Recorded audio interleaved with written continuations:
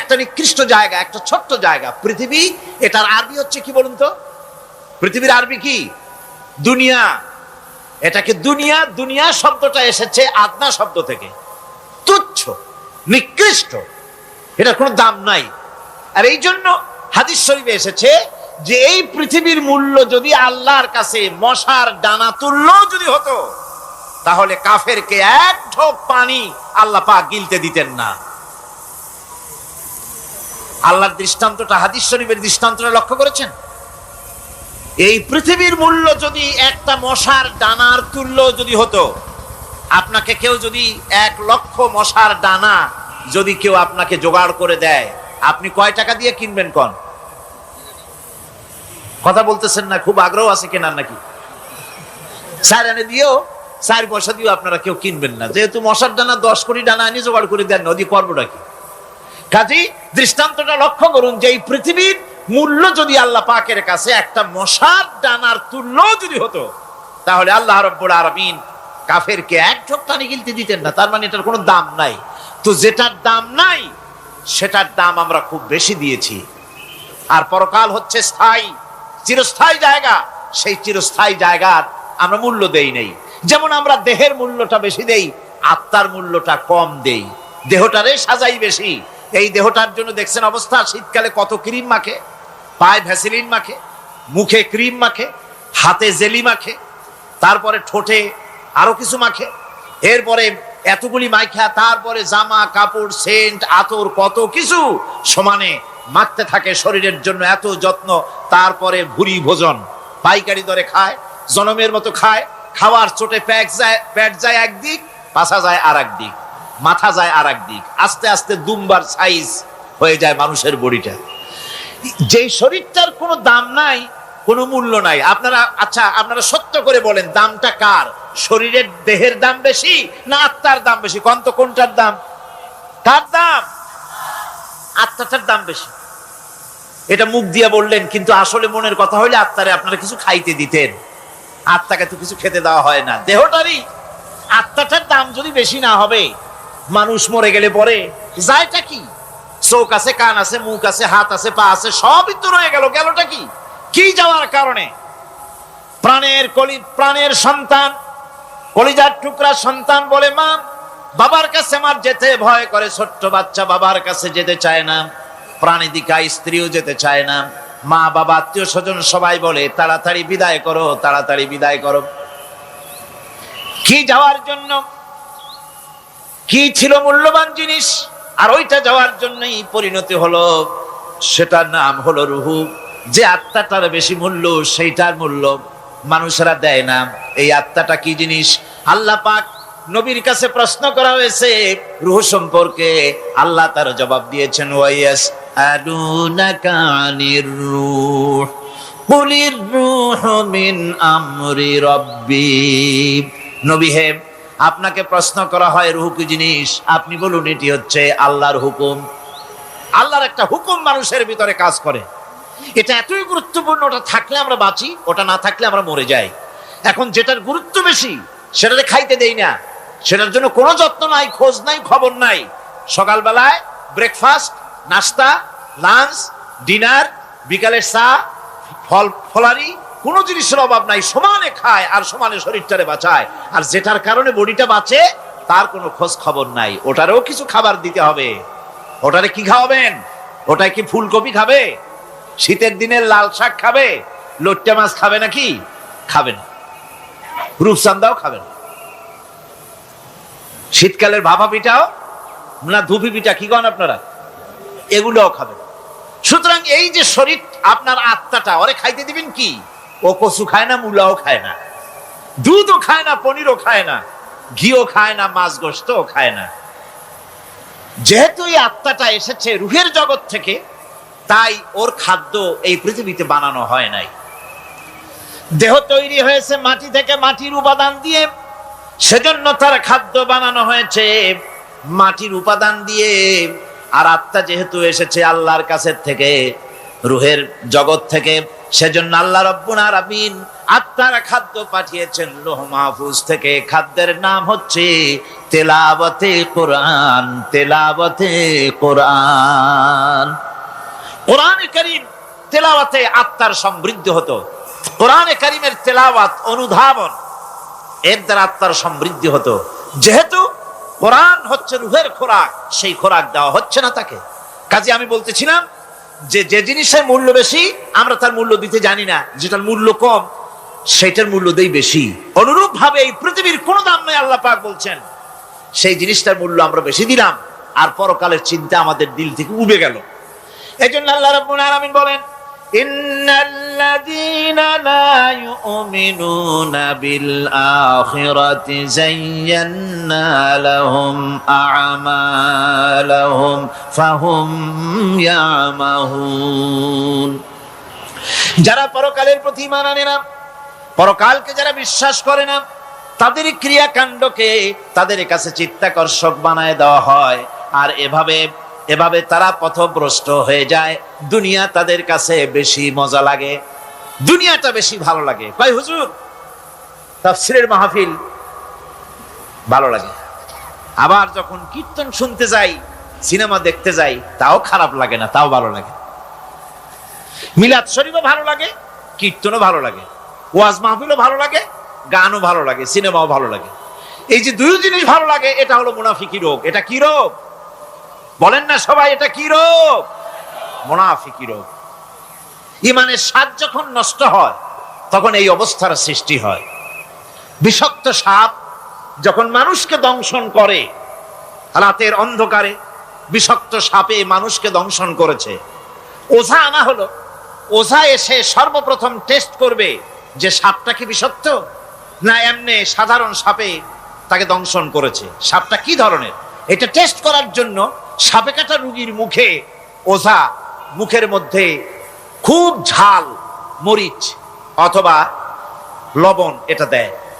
দিলে পরে সে যদি বলে পানি পানি লাগে, খুব ঝালওয়ালা মরিচ কিন্তু মুখে পানি পানি লাগে, বুঝতে হবে বিষাক্ত সাপে কামড়িয়েছে। আর যদি ঝালকে ঝাল বলে, লবণকে লবণ বলে, তিতকে তিতো বলে, তাহলে বোঝা যাবে বিষাক্ত সাপে কামড়ায় নাই। তো বিষাক্ত সাপের প্রধান আলামত হলো এই, বিষাক্ত সাপে যখন মানুষকে কাটে তখন তার প্রথম বিষক্রিয়া হচ্ছে তার রক্তকে জাম করে দেয় আর জিহ্বার স্বাদকে নষ্ট করে দেয়। এই পৃথিবীতে যত বিষাক্ত সাপ আছে সবচাইতে মারাত্মক আর বিষাক্ত সাপ হচ্ছে শয়তান। সবচাইতে বিষাক্ত সাপ কি? এই শয়তান যাকে ওয়াসওয়াসা দেয়, শয়তান যাকে দংশন করে, শয়তান যারে ফুটবল বানাতে পারে, সর্বপ্রথম তার ঈমানের স্বাদ নষ্ট করে দেয়। তখন আখিরাত ভালো লাগে না, তখন মসজিদ ভালো লাগে না, তখন ওয়াজ মাহফিল ভালো লাগে না, তাফসীর মাহফিল ভালো লাগে না, তখন সিনেমা পছন্দ হয়, গান পছন্দ হয়, মেলা পছন্দ হয়, সাংস্কৃতিক অনুষ্ঠান, নাচ, উল্টাপাল্টা কাম, এই সমস্ত পছন্দ হয়। আল্লাহর ইসলাম ভালো লাগে না, পছন্দ হয় না। আল্লাহ পাক বলেন, পরকালকে যারা অস্বীকার করে তাদের মনের তাদের জন্য এই দুনিয়াটাকেই তাদের সামনে চিত্তাকর্ষক, তাদের ক্রিয়াকাণ্ডকে চিত্তাকর্ষক করে দেওয়া হয় আর এর ভেতরেই তারা পড়ে থাকে। ফলে এই সব পরকালে অবিশ্বাসী লোকগুলি অহংকারী হয়। তারা কি হয়? আল্লাহ পাক বলেন, ফাল্লাযীনা লা ইউমিনুনা বিল আখিরাতি কুলুবুহুম মুনকিরাতুন ওয়া হুম মুস্তাকবিরুন। পরকালের প্রতি যারা ঈমান আনে না, পরকালকে যারা বিশ্বাস করে না, তাদের মন সত্য কথাকে অস্বীকার করে আর এই লোকগুলি অহংকারী হয়ে যায়, ধরাকে সরাক জ্ঞান করে। কি হনুরে এই অবস্থার সৃষ্টি হয়ে যায়। সে মনে করে যে পৃথিবী আমার, উলট পালট করে দেমা লুটে পুটি খাই, পরকালে বিশ্বাস নাই, যা খুশি সে তখন তা করতে থাকে এবং অহংকারী হয়ে যায়। পরকালীন জীবনের অস্বীকৃতি আজকে নতুন কিছু নয়। আজও এক শ্রেণীর লোক আছে যারা বলে পরকাল বলে কিছুই নাই, আল্লাহ সম্পর্কে বলে দেয়ার ইজ নো গড, স্রষ্টা বলতে কিছু নাই, পরকালকেও বিশ্বাস করে না এমন লোক আমাদের দেশে আছে কিনা? কোন জোরে কোন আছে কিনা? যথেষ্ট তৈরি হয়েছে এবং বর্তমান সময় বেশি তৈরি হয়েছে। অতীতের কোন সময় ইসলাম আর মুসলিম সেন্টিমেন্ট এত আহত হয় নাই যত এই কয়েক বছরের মধ্যে হয়েছে, ঠিক কিনা?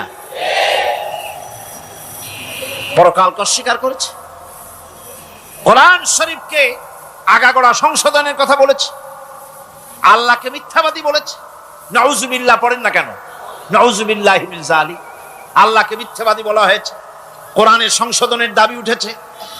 মাদ্রাসার ভেতরে ডাকাত দুষ্ট পয়দা হয় বলা হচ্ছে। এভাবে করে তারা আল্লাহকে অস্বীকার করেছে, কোরআনকে অস্বীকার করেছে, পরকালকে অস্বীকার করছে। পরকালকে সেই অতীতের যুগের কাফেররাই অস্বীকার করে নাই, বর্তমান যুগেরও এক শ্রেণীর লোকেরা, তারা আবার মুসলমান নামধারী, নাম মুসলমানি নাম লাগানো আছে, পরকালকে তারা অস্বীকার করছে।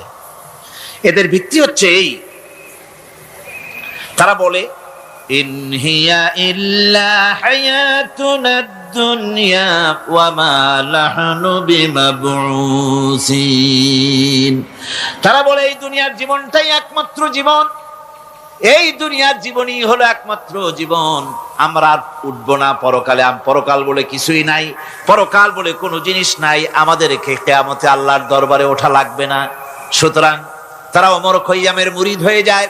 তারা বলতে থাকে, এই বেলা ভাই মদ খেয়ে নাও, কাল নিশীতের ভরসা কই, চাঁদনি জাগিবে যুগ যুগ ধরি, আমরা তোমার রবনাশ হই।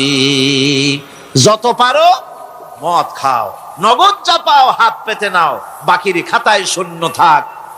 দূরের বাদ্য কিলাপ শুনে মাঝখানে যে বেজায় ফাঁক। কোথায় কিয়ামত আর কোথায় পরকাল, কোথায় বিচার, কোথায় হাসর, কোথায় সিরাত, কোথায় মিজান, আর মাঝখানের টাটকা সুখগুলো ছাড়িয়ে দেবে একটা কথা, মাঝখানের এই টাটকা সুখগুলি গ্রহণ করো, মজা করো।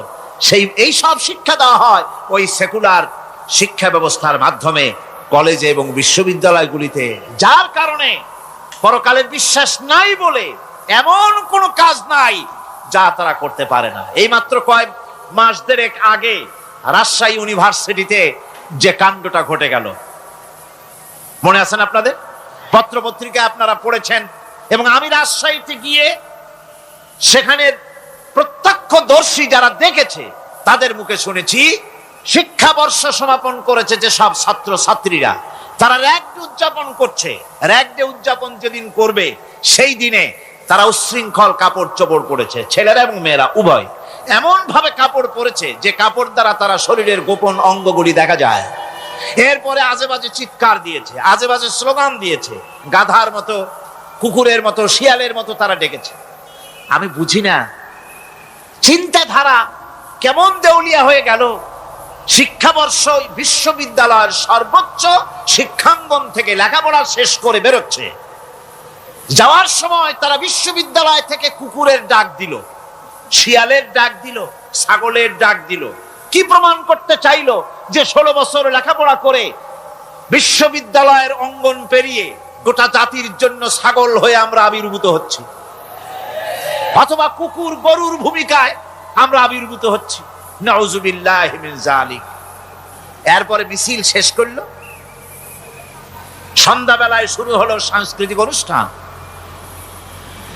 বিদ্যুৎ কর্তৃপক্ষের সঙ্গে বোধহয় লাইন করা ছিল। সন্ধ্যা 7:30টার সময় মঞ্চ তৈরি আছে, গান হচ্ছে, আনন্দ ফুর্তির শেষ নাই। সামনে সব মেয়েরা বসা, যারা দিনের বেলা ওই ধরনের কাপড় চোপড় পরে ছেলেদেরকে উস্কায়েছে, ছেলেগুলিও তাদেরকে উস্কায়েছে। মাঝখানে তারা বসা, চতুর্দিকে ছেলেরা দাঁড়ানো। হঠাৎ করে লাইট বন্ধ হয়ে গেল, বিদ্যুৎ চলে গেল। এখন সাংস্কৃতিক অনুষ্ঠান কি কায়দায় হচ্ছে, কত প্রকার হচ্ছে, কিভাবে হচ্ছে? নাউজুবিল্লাহি মিন যালিক। পুলিশেরা বলেছে বিদ্যুৎ যখন এলো, মেয়েগুলিকে অনেক মেয়ে পাওয়া গেছে, কাপড় নাই, পেটিকোট নাই, উলঙ্গ, তাদেরকে ধরে ধরে উঠানো হয়েছে হোস্টেলে। পরের দিন সকাল বেলায় মাঠ ভর্তি ভাঙা কাচের চুড়ি, ভ্যানিটি ব্যাগ, চশমা, কাপড় চোপড় ছিড়িয়ে ছটিয়ে চতুর্দিকে পড়ে আছে। এই হলো শিক্ষা। নাউজুবিল্লাহি মিন যালিক। আমি কসম করে বলতে পারি, বিশ্ববিদ্যালয়ে যদি কোরআন শরীফের তাফসীর পড়ানো হতো, হাদিস শরীফ যদি পড়ানো হতো, কেউ কেউ বলবেন কোরআন হাদিস তো পড়ানো হয়, বিশ্ববিদ্যালয় কলেজে পড়ানো তো হয়, আমি তো জানি, সিলেবাসে 10টা 5টা হাদিস আছে, 2-4 লাইন কোরআন শরীফ আছে, এর কোনো মানে নাই। মাদ্রাসায় যেমন পড়ানো হয় 30 পারা কোরআনের তাফসীর, রাসূল করিম সাল্লাল্লাহু আলাইহি ওয়াসাল্লামের হাদিস যেমন পড়ানো হয়, এইভাবে করে যদি বিশ্ববিদ্যালয়ে কোরআন হাদিস পড়ানো হতো, আল্লাহর কসম বাংলাদেশের বিশ্ববিদ্যালয়গুলি গোটা জাতিকে চোর, গুন্ডা, বদমাশ, ডাকাত উপহার দিত না, উপহার দিত শাহজালাল।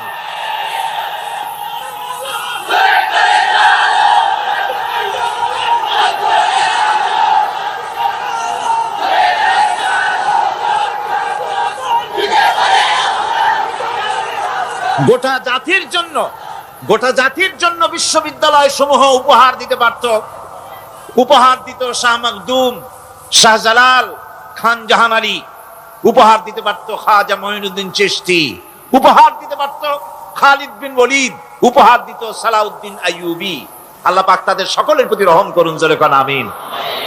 এরকম উপহার গোটা জাতিকে তারা দিতে পারত, কথা ঠিক কিনা গণ?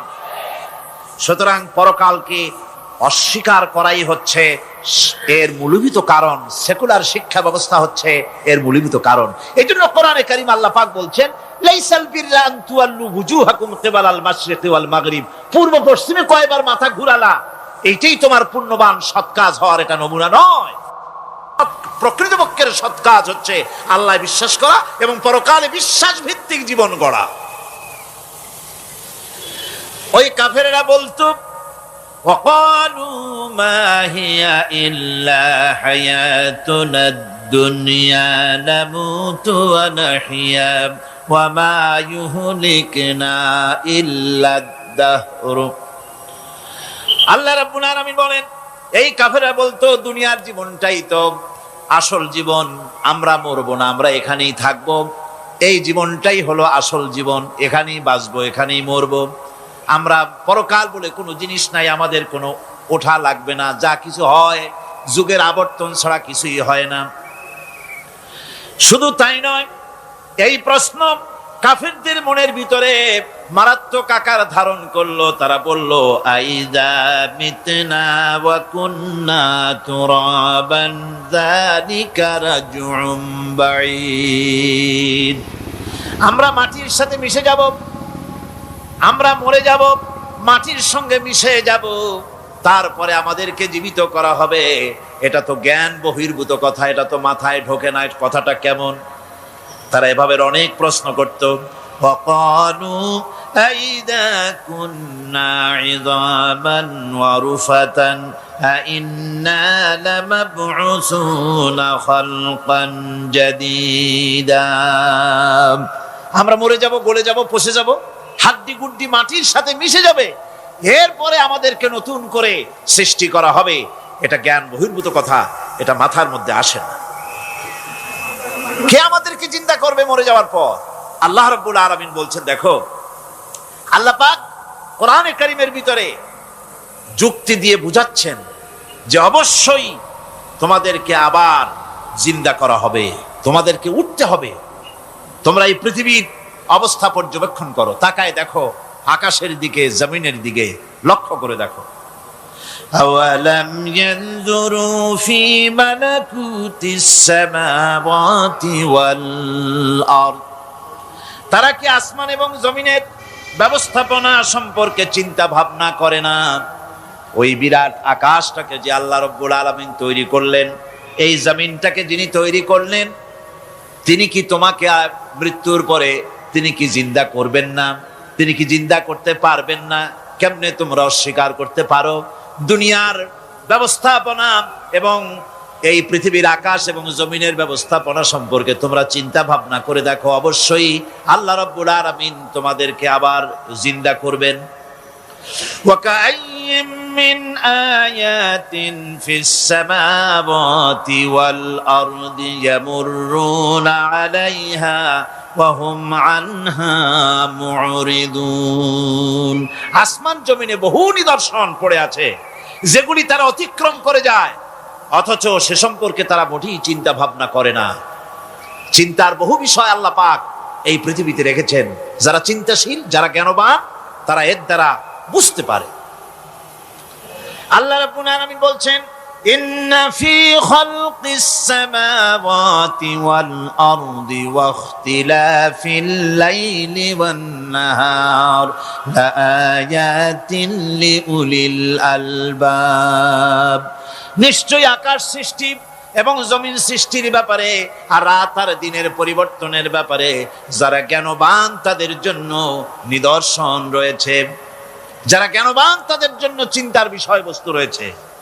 গবেষণা করো, চিন্তা করো, এই পৃথিবীতে আল্লাহ পাক যা কিছু সৃষ্টি করেছেন তার পক্ষে আবার তোমাদেরকে সৃষ্টি করা মোটেই অসম্ভব নয়।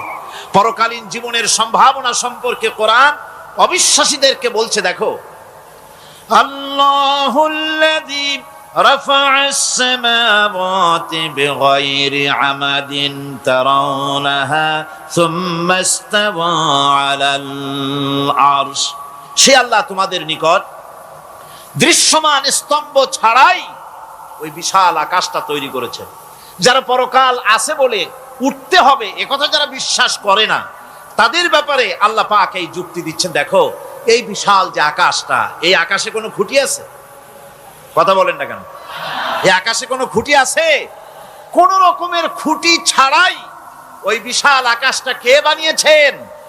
জোরে চিৎকার দিয়ে বলেন, কে বানাইছেন? এই যে শামিয়ানা, একটা বিশাল প্যান্ডেল, এই প্যান্ডেলে খুঁটি আছে না নাই? শুধু আছে না, একটা দুইটা না, জনমের মতো খুঁটি আছে। চতুর্দিকে তাকায় দেখে কত খুঁটি। এতটুকু একটা শামিয়ানায় শত শত খুঁটি লাগতেছে কাপড়টা ধারণ করবে বলে। কি ধারণ করবে? কাপড়। আর অত বড় বিশাল আকাশ, সেই আকাশটার কোনো খুঁটি আছে? আল্লাহ পাক বলছেন, কোন দৃশ্যমান খুঁটি ছাড়াই এত বড় বিশাল আকাশটা তোমার মাথার উপরে দাঁড়িয়ে আছে এবং আল্লাহ পাক আরশের উপরে দীপ্তমান হয়ে আছেন। এগুলি দেখেও কি তোমার মাথার মধ্যে কোনো চিন্তা আসে না যেটা কি করে সম্ভব হলো? অনেকে তো এমন আছে শিক্ষিত লোক, তারা আবার বলে কি, কয় যে না, আকাশ বলে কিছু নাই, ওই অনেক দূরে তো সেই জন্য নীলে নীলে দেখা যায়, আসলে কিছু নাই।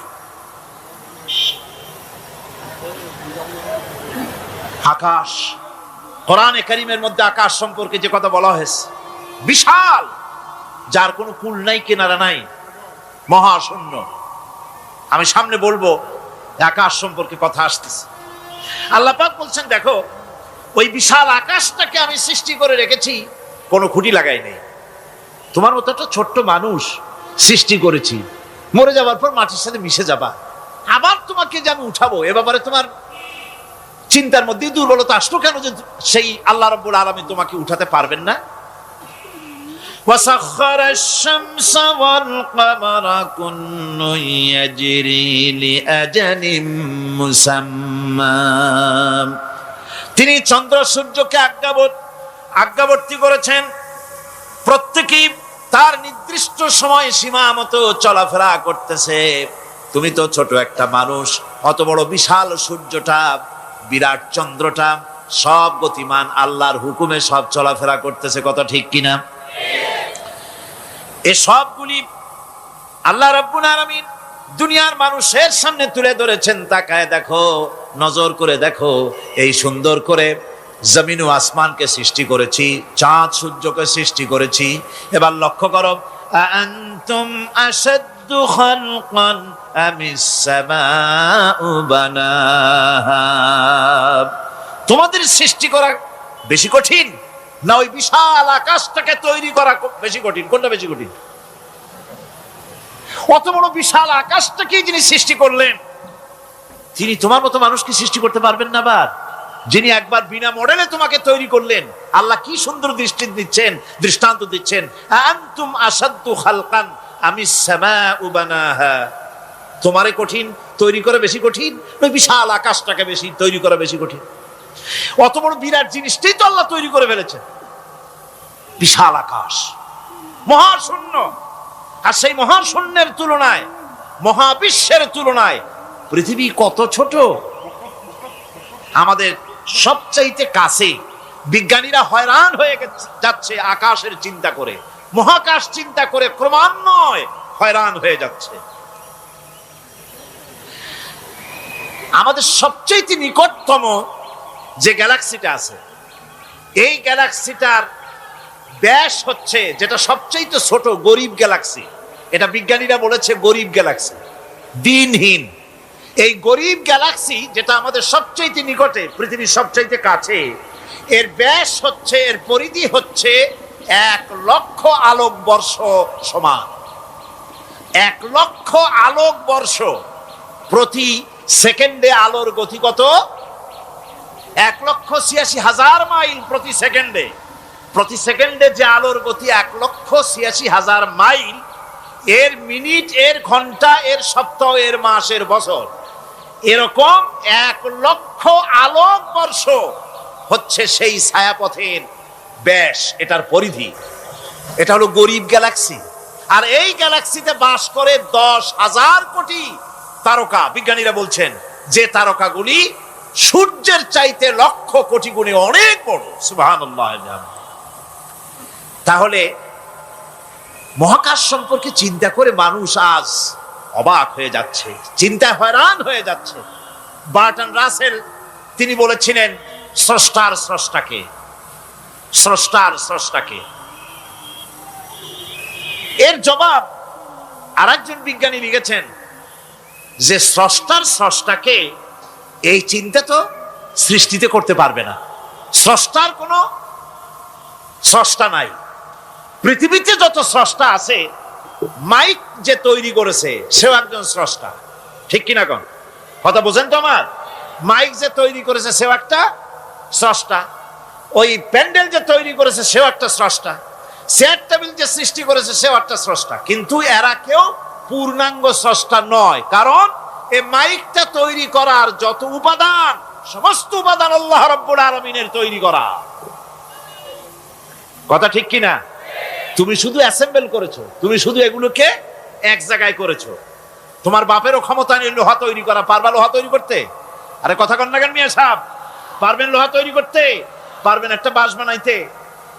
বাঁশ হোক, লোহা হোক, যা সব বাদ দেন, মাথার একটা চুল বানাইতে পারবেন? পাট দিয়া, রং দিয়া পরচুলা বানাইতে পারবেন, কিন্তু চুলের মতো করে একটা চুল বানাইতে পারবেন না। মানুষের শরীরে রক্তের মতো করে এক ফোঁটা রক্ত মানুষের শরীরের বাইরে বানান তো দেখি। তাহলে মানুষের যখন রক্তের প্রয়োজন হয়, তখন মানুষের কাছ থেকে রক্ত ধার নেওয়া লাগতো না, ফ্যাক্টরিতে রক্ত তৈরি হয়ে থাকতো, কোনো অসুবিধা হতো না। এক ফোঁটা রক্ত বানানোর শক্তি গোটা পৃথিবীর মানুষের নয়। সুতরাং তোমরা স্রষ্টা হলেও তোমরা হচ্ছ নাকের স্রষ্টা। ধার করো, অন্যের জিনিস ধার করিয়ে বানাও। মুকাম্মাল স্রষ্টা হচ্ছেন কে? আসল স্রষ্টা কে? এরকম বললে হবে না, গায়ের সমস্ত শক্তি দিয়ে বলেন আসল স্রষ্টা কে। ওই বিজ্ঞানী বলছেন যে বার্টন রাসেল বলছে স্রষ্টার স্রষ্টা কে। স্রষ্টার স্রষ্টা তুমি খুঁজে পাবে না, তোমার মাথায় ঢুকবে না। আগে সৃষ্টি চিন্তা করো। তিনি বলেছেন একটা লবণ, একটা লবণের কণা, লবণ বলেন তো, একটা লবণের কণা, এক কণা লবণের ভেতরে যে কেলাস থাকে, এর ভিতরে যে সমস্ত উপাদান থাকে, সেই লবণের কণাগুলির মধ্যে কতগুলি উপাদান থাকে, সেই উপাদানগুলি চিন্তা করতে 1000 বার্টন রাসেলের মস্তিষ্কের প্রয়োজন। তো একটা লবণ কণার ভিতরে কি আছে সেইটাকে উদ্ধার করার জন্য যদি 1000 বার্টন রাসেলের মস্তিষ্ক লাগে, তাহলে গোটা বিশ্ব, আকাশ আর জমিন যিনি সৃষ্টি করেছেন তাকে চিন্তা করা কি তোমার মগজে কুলাবে? দুনিয়ার প্রথম দিন থেকে শুরু করে কিয়ামত পর্যন্ত মানুষ, যত মানুষ এসেছে আর যত মানুষ আসবে, স্রষ্টা সম্পর্কে চিন্তা করার একটা অসম্ভব ব্যাপার। স্রষ্টার সামনে শুধু মাথাই নত করবা। তিনি কোত্থেকে এসেছেন, তিনি কে জানার দরকার নাই, তিনি আল্লাহ। তার নাম কি? মাথা নত করে দাও সামনে। তিনি আল্লাহ, সর্বশক্তিমান আল্লাহ, রব্বুল ইজ্জত ওয়াল জালাল। তিনি ছিলেন, তিনি আছেন, তিনি থাকবেন। তিনি অনন্ত, তিনি অসীম, তিনি চিন্ময়, তিনি অব্যয়, তিনি অক্ষয়, তিনি শাশ্বত, যার কোনো শুরু নাই, যার কোনো শেষ নাই। সুবহানাল্লাহ পড়ে। সুতরাং সেই মহান আল্লাহ রাব্বুল আলামিন তিনি বলছেন, বান্দারা তোমারে বানানো কঠিন না ওই বিশাল আকাশটা বানানো কঠিন? অত বড় বিশাল আকাশটাই তো আমি তৈরি করেছি। তোমার মৃত্যুর পরে তোমাকে জিন্দা করা মোটেই কোনো কঠিন ব্যাপার নয়, এটা খুবই সহজ। ভাইরা আমার, আল্লাহ সুবহানাহু ওয়া তাআলা পৃথিবীর মানুষকে এসব দৃষ্টান্ত দিয়ে সুন্দর করে মানুষকে বুঝাচ্ছেন, তিনি মানুষকে পরিষ্কার করে বুঝিয়েছেন। আল্লাহ পাক বলেন, এই পৃথিবীতে এসব প্রশ্নের চূড়ান্ত জবাব দিতে গিয়ে আল্লাহ পাক বলছেন, কুল ইউহিহাল্লাযী আনশাআহা আউওয়ালা মাররা ওয়া হুয়া বিকুল্লি খালকিন আলীম। বলে দাও, তোমাদের মৃত্যুর পরে সেই আল্লাহ রাব্বুল আলামিন তোমাদেরকে জিন্দা করবেন, যিনি তোমাদেরকে প্রথমবারে তৈরি করেছিলেন। প্রথমে যিনি সমস্ত জিনিস সৃষ্টি করেছেন, ওই আল্লাহ রাব্বুল আলামিন তোমাদেরকে আবার জিন্দা করবেন। আর এসব জিনিসকে খেল তামাশার বিষয়বস্তু করে তৈরি করা হয় নাই। সমস্ত জিনিসের পেছনে বিরাট উদ্দেশ্য কাজ করেছে, একটা লক্ষ্য নিয়ে, সামনে নিয়ে, উদ্দেশ্য নিয়ে আল্লাহ তৈরি করেছেন। আল্লাহ পাক বলছেন, ওয়ামা খালাকনাস সামাওয়াতি ওয়াল আরদা ওয়ামা বাইনাহুমা লাইবিন। এই পৃথিবীতে আকাশ, ওই বিশাল আকাশ এবং জমিন এবং এর মধ্যস্থিত কোন জিনিসকে আমি খামোখা তৈরি করি নাই, খেল তামাশার বিষয়বস্তু হিসাবে তৈরি করি নাই। যারা নাকি জ্ঞানবান, যারা বুদ্ধিমান, তাদের সম্পর্কে আল্লাহ বলেন, আল্লাযীনা ইয়াযকুরুনাল্লাহা কিয়ামান ওয়া কুউদান ওয়া আলা জুনুবিহিম ওয়া ইয়াতাফাক্কারুনা ফি খালকিস সামাওয়াতি ওয়াল আরদ রব্বানা মা খালাকতা হাযা বাতিলা সুবহানাকা ফাকিনা আযাবান নার।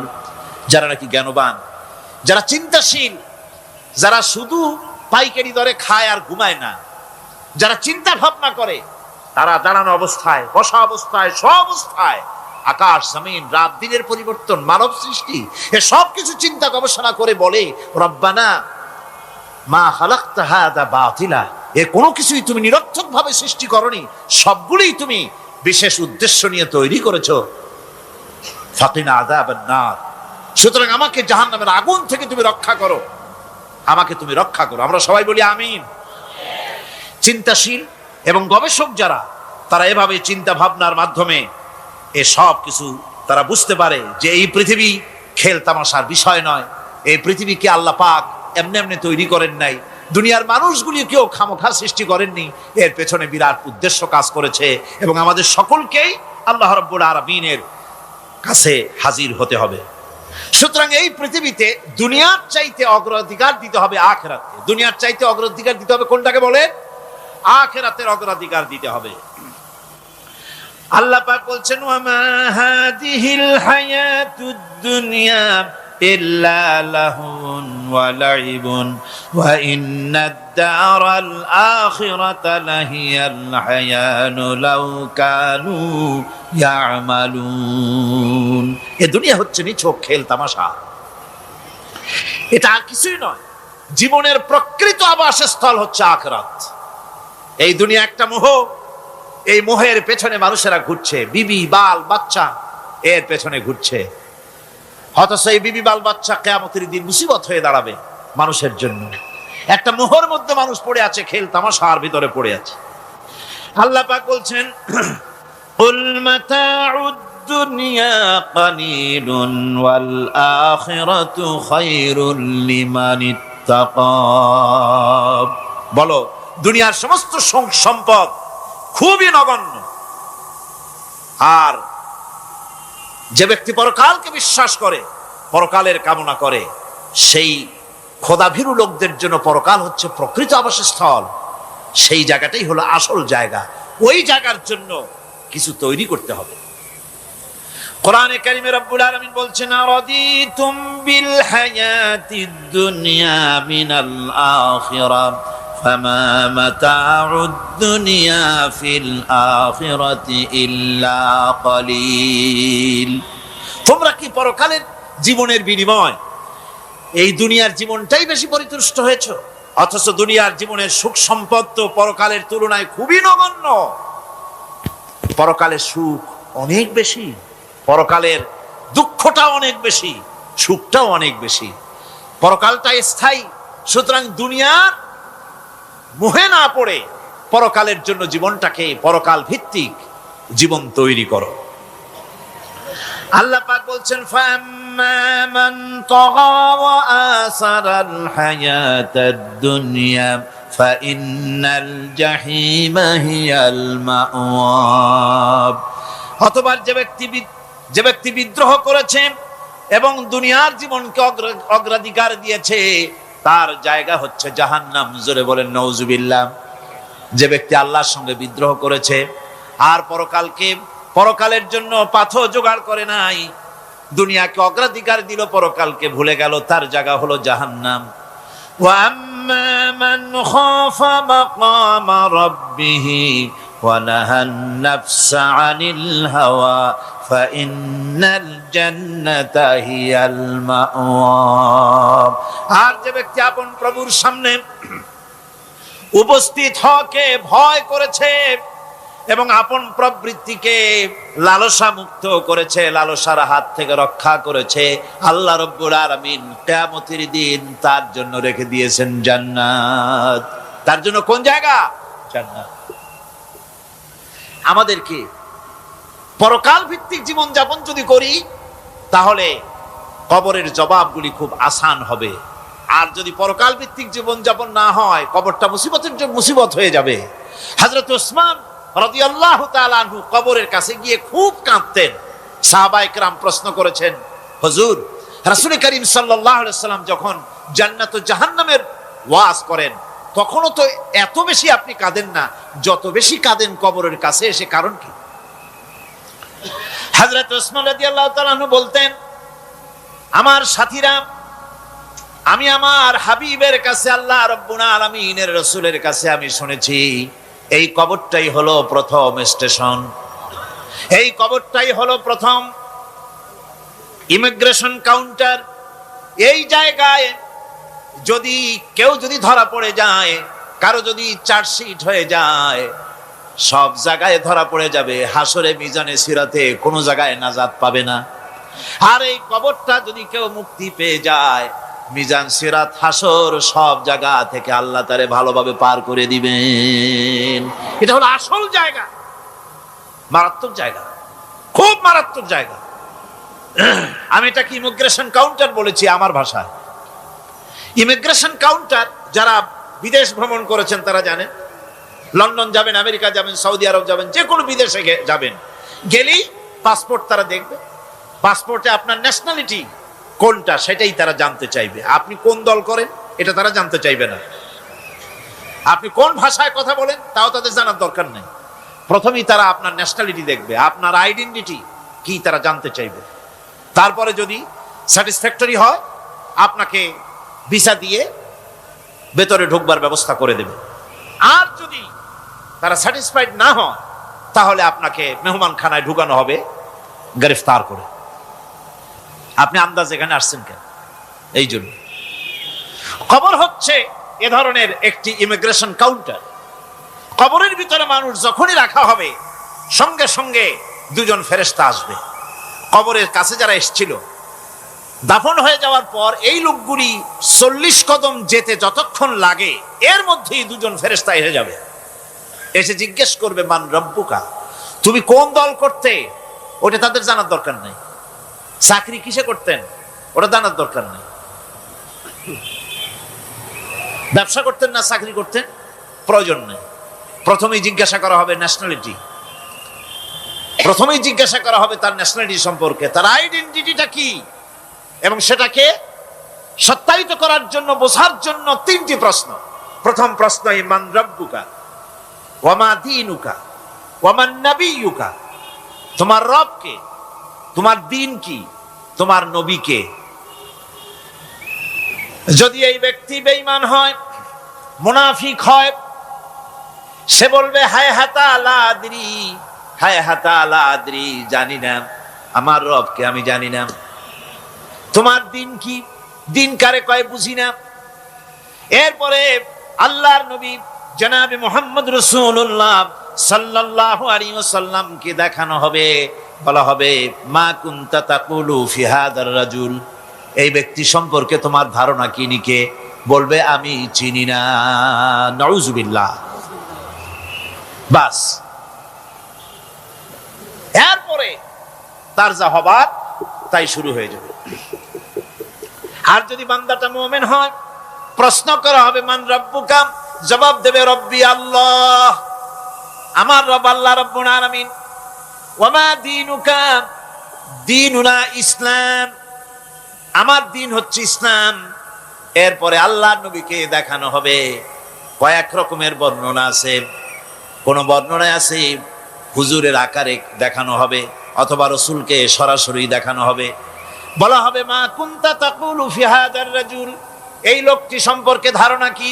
মুমিন ব্যক্তি বলবে হাদা নবিয়ুনা মুহাম্মাদুর রাসূলুল্লাহ সাল্লাল্লাহু আলাইহি ওয়াসাল্লাম, ইনি আমার তো সেই নবী মুহাম্মাদুর রাসূলুল্লাহ সাল্লাল্লাহু আলাইহি ওয়াসাল্লাম।